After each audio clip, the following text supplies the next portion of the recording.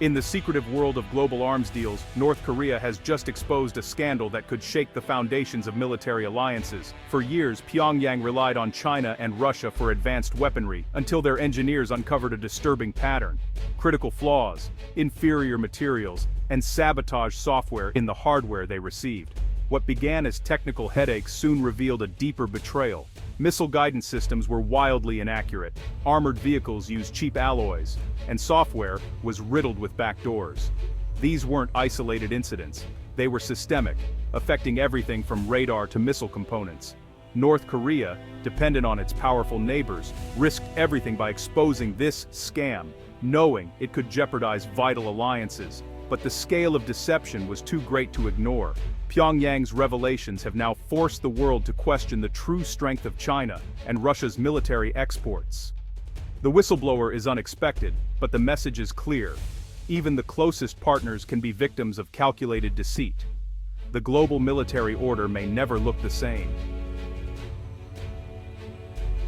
North Korea's findings reveal a calculated scheme. China and Russia sold export-grade weapons that looked advanced but were hollow inside. Missile parts used weak alloys, radar systems had limited range, and software was intentionally crippled, sometimes with hidden kill switches, allowing remote shutdown. This wasn't just about cutting costs, it was about control, ensuring client states could never match the supplier's true capabilities. North Korean engineers found counterfeit materials and software designed to sabotage performance, keeping buyers dependent and weak. The promise of partnership was a facade. The reality was a bait and switch that left allies vulnerable. For nations trusting these suppliers, the consequences are dire. Their security is built on sand. China and Russia's strategy is exposed, not to empower, but to dominate. The scam is global, the stakes are national security, and the fallout is just beginning. The world must now reconsider who it trusts for its defense. North Korea's engineers, trained in suspicion and self-reliance, didn't take foreign tech at face value. Every imported system was torn down, tested, and reverse-engineered. When radar failed to meet specs, they ran their own field tests, finding performance at barely half the promised range. In the lab, missile casings and armor were analyzed with advanced tools, revealing cheap substitutes for high-grade metals. This wasn't sloppy manufacturing, it was deliberate. The digital side was even more damning. Cyber units dissected the code, uncovering hidden delays, false targets, and backdoors. These weren't bugs, they were features, designed to keep North Korea on a digital leash. The evidence was overwhelming. Their allies had sabotaged their defenses at every level. Through relentless testing and forensic analysis, North Korea exposed a global pattern of deception.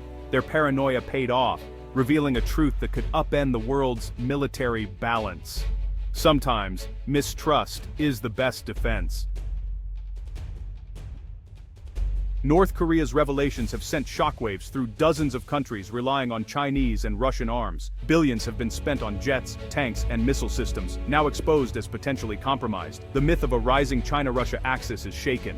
Their strategy of exporting power is revealed as a tool for control, not partnership. For Western nations, this is both a strategic advantage and a new source of instability. Adversaries may be weaker than believed, but the risk of desperate, unpredictable moves rises as trust collapses. Nations may now seek new weapons, new alliances, or even pursue more dangerous technologies to fill the gap. The global arms market is destabilized, alliances are questioned, and the lines between friend and foe blur. The world's military map is being redrawn, not by war, but by the exposure of a massive fraud. The consequences will echo for years. North Korea's whistleblowing has redefined the global balance of power. The real story isn't about Pyongyang's isolation, but about the credibility of Moscow and Beijing's military might. Their export model is exposed, weapons designed to control, not empower. Nations must now question the true strength of their arsenals, and the trustworthiness of their suppliers. The West's technological edge may be wider than ever, but uncertainty breeds instability. In the end, true power lies not just in weapons, but in trust and reliability. China and Russia's short-term gains may cost them global influence for a generation. In the high-stakes world of defense, the fine print matters, and the world is finally reading it.